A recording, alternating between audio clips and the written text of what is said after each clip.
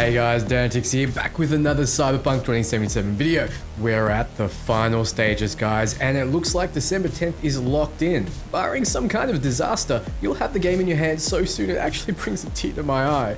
Until then, I'll be drip feeding you information to keep you alive, you ravenous animals. I'll be talking exactly what Adam Smasher is saying here, mention the preload date and size, I'll talk about the optimization on consoles, and then I'll be heavily summarizing the latest Polish CD Projekt Red interview where the studio head discusses story beats, the world, music, and more, so strap in, I'll try to keep it quick. Check this out. Let's start with a brain dance sequence as shown by the timeline on the top involving Adam Smasher, and smash he certainly does.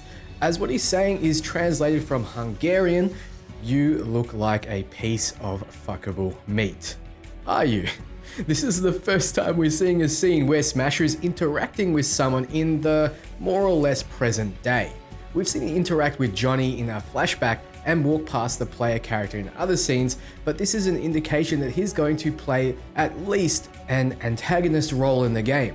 I suspect if you take the role of antagonizing Arasaka, which is what Johnny Silverhand would want at any rate, he'll be a major bad guy you have to take on. The quest and the optional objectives in the corner, roughly translated, are about your phone and scanning security systems, so that involves breaking down the brain dance sequence rather than giving further information on what's happening here. I bet this brain dance is going to be a great opportunity to get a good look at the Adam Smasher character model, which seems lovingly crafted before you have to shoot him. His eyes have changed since we first saw his model, I guess to seem even less human. Adam was always an inhuman murder machine, as you can gather from the lore, but in 2077, he's an inhuman murder machine literally. It's been revealed that we'll be able to preload Cyberpunk 2 days before its release in your particular region, the 8th of December for most. This will give you plenty of time to download the modest, roughly 72GB file size. It should be similar on PC and Xbox. What's interesting is that there doesn't seem to be any information on a day one patch. Either we aren't getting one or it's not ready. Both seem equally concerning. Hopefully we get more information closer to preload, but the last thing we want is to preload, then to be hit with a day one patch on the 10th right before we play. According to Gaming Bolt, Cyberpunk 2077 plays surprisingly good for such a huge world on base PS4 and Xbox One. Obviously, it won't run as well as it does on the next gen systems, but for those worried, CD Projekt Red was quoted in saying they were able to achieve a lot during the extra 3 weeks of polish. Speaking of polish, the interview with CD Projekt Red studio head Adam Badoski is in Polish, but thankfully is translated too, though very roughly. It's extremely long and there's quite a few moments where I feel he spoils the ending of the game, so for anyone wise enough to figure out what he's alluding to, don't watch that interview. But I'll be completely avoiding talking about those moments. So he starts by mentioning that technology lets people fight the system. Individuals can fight a personal resistance to the corporations controlling everything. When CD Projekt Red approached Mike Pondsmith while concepting ideas for the vision, they had some outlandish ideas, but he was very patient with them.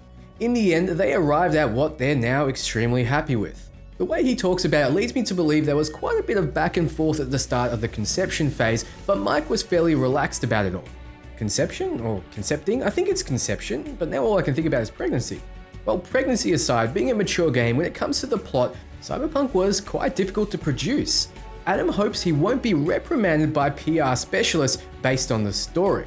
It's not difficult in the sense that it's a game not about spectacular events, about explosions, action, specialist jobs, that's there. But it's a game about relationships between people in an oppressive world. It's about death, suffering, pain. These relationships can be difficult, non-standard, and really challenge what's acceptable. The path of our hero is one of transformation. The topics aren't exactly popular ones, but Adam wants to reassure us that the story is one of the most appreciated elements of their game. The interviewer asks if V is a hero that saves the world. I don't want to give you a yes or no based on the facts that this might give you expectations or not. So instead, I'll say that events will play out and you'll have an impact, but ultimately the focus is on your character and loved ones that may change and develop. And that's what the plot is about. How the rest turns out is up to the player's choices. He does mention that if they ever decide to make a game like Bruce Willis flying towards a meteor to save the world, it'll be highly sarcastic and humorous. So much like my ex, CD Projekt Red gave up trying to measure and compare to The Witcher. Because Cyberpunk is a huge world, you can immerse yourself in it more depending on how deep you go. Which is how I felt about my ex. How much you're overwhelmed by the vastness of the details they have created in this world. In terms of the vastness, it's hard to compare the games, as Cyberpunk has multiple layers as mentioned many times. We've seen this in gameplay and screenshots. There are undercities, overpasses, buildings, elevators, compressing more area together. The deeper you go, the gloomier it gets. You go down and down until you're in areas where it's nasty. One example was scavengers dismembering their victims in front of you, kind of nasty. The basis of a layered city was inspired by Kowloon Walled City in Hong Kong. The number of hours a player spends in the game depends on how deep they dive into the open world. The plot is expansive, multi-threaded, you can progress through it in various ways. Ultimately, he says the game is very large. In this case, they fell well under the 27-second rule, the rule wherein you shouldn't be exploring for more than 27 seconds without encountering something. The city functions as its own character. The city is an environment that puts pressure on the hero in different ways. Might give him a big win, but at the same time, it does it with marked cards. It can be a wonderful or scary place. They try to emphasize this on many levels, and you'll be seeing this all the way through to the end. This all sounds depressing so far, but Adam says even though it's a dark story and a dystopian future, there is tons of room for the game to contain joyous moments. It's also mentioned that, on the topic of the world being controlled by corporations, that even the nomads who think they have a sense of freedom are part of the system. It might be through a middleman after middleman, but ultimately they end up working for the corpos in some way. This system is a symbol of the fight for the identity of V, and that will present itself in the choices you make. One of Adam's favorite characters is Panam, a nomad we've seen before in the trailers. We can help her with side quests that apparently expand the main storyline with cool elements. What these elements are, I'm not sure, but it will be interesting to see more dialogue options or options entirely based on completing side quests beforehand. So with Panam's interactions, there's a bit of melancholy in her quests and a bit about family, which is Adam's favorite topics in the Witcher series. During the hundreds of hours of playing, he always loves going back to her missions. In regards to Easter eggs in the game, he says that pay attention to the data, the plot, and the side dialogues. That's where the writers always hide valuable content, and there's a lot to find. Finally, in regards to music, Adam says music adds to a game and they're extremely proud of theirs.